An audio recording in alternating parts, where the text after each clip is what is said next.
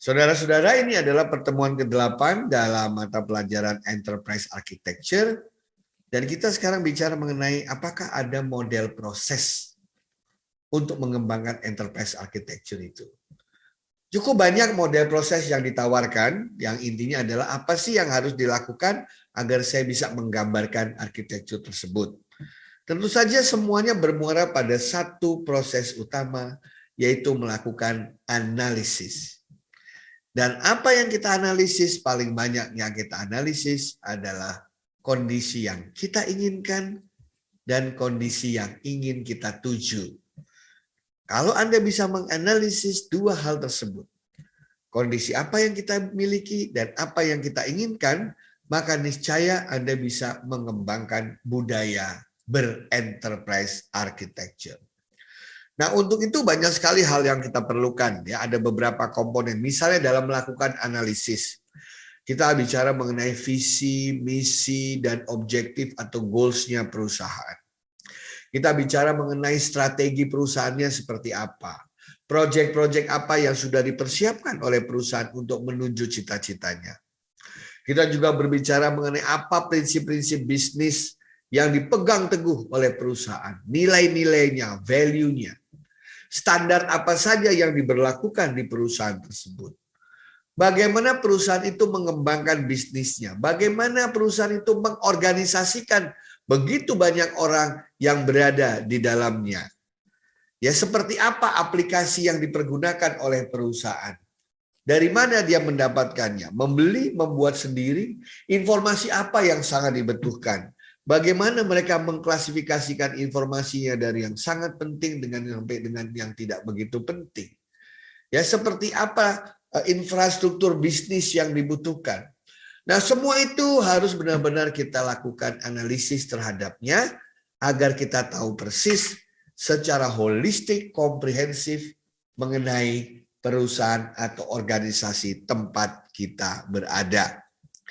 Nah, dalam konteks ini memang semuanya harus kita lihat secara utuh, secara komprehensif. Nah, kalau sudah berhasil kita analisis, berhasil kita evaluasi, baru kita bisa berusaha untuk mendevelop, mengembangkan, menggambarkan apa yang kita inginkan. Kalau kondisinya begini, sekarang nanti begitu saya harus melakukan ini semua. Nah, setelah saya menggambarkan ini semua, emang semua bisa berjalan dengan baik? Belum tentu. Yang bisa mewujudkan apa yang kita inginkan tentu saja manusia yang berada di organisasi tersebut. Oleh karena itu, kemampuan untuk mengkomunikasikan apa yang diinginkan, ya, proses mengkomunikasikan apa yang harus dilakukan itu sangat-sangat penting sekali. Dan mengkomunikasikan kepada orang-orang di seluruh organisasi itu tujuannya bukan sekedar mereka tahu, tapi mereka harus mendukung, mereka termotivasi karena mereka pada dasarnya merupakan bagian dari proses enterprise architecture itu sendiri. Kan kalau kita punya kondisi sekarang dan kita punya kondisi akan datang, ini kan merupakan sebuah perjalanan, merupakan sebuah transformasi, merupakan sebuah perubahan yang semua pihak di dalam organisasi harus ikutan menjalaninya. Sehingga kita harus mengajak, memotivasi melalui komunikasi yang efektif. Nah, seperti halnya rumah yang kita kembangkan, itu arsitektur yang kita buat harus handal, harus robust, harus terintegrasi dengan baik. Ya, tapi juga fleksibel dalam menghadapi banyak perubahan zaman. Ya, harus fleksibel, bisa menyesuaikan diri. Juga semua yang kita siapkan itu arsitekturnya harus memberikan manfaat, bukan hanya gaya-gayaan atau keren-kerenan. Harus bisa memberikan manfaat kepada segenap customer eksternal maupun customer internal.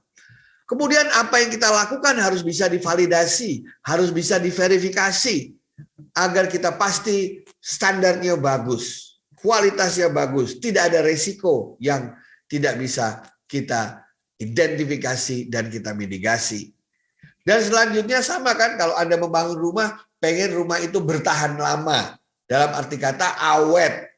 Sama, durable seperti itu. Dan yang terakhir, bahwa semua usaha itu harus dijalankan secara transparan dan akuntabel. Sehingga apa yang dilakukan harus mampu terukur. Dan proses terakhir adalah, if you cannot measure it, you cannot control it.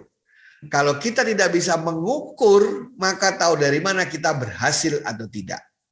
Kalau kita tidak pernah tanya kepada yang punya rumah, Anda merasa nyaman apa tidak di sini, tahu dari mana rumah yang kita bangun berhasil.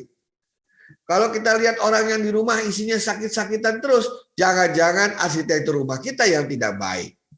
Nah, disinilah kita membutuhkan banyak cara-cara untuk mengukur. Misalnya dengan menggunakan balance scorecard, diukur financialnya dari segi perspektif keuangan, perspektif bisnis proses, perspektif customer, dan perspektif perkembangan atau growth dari organisasi tersebut.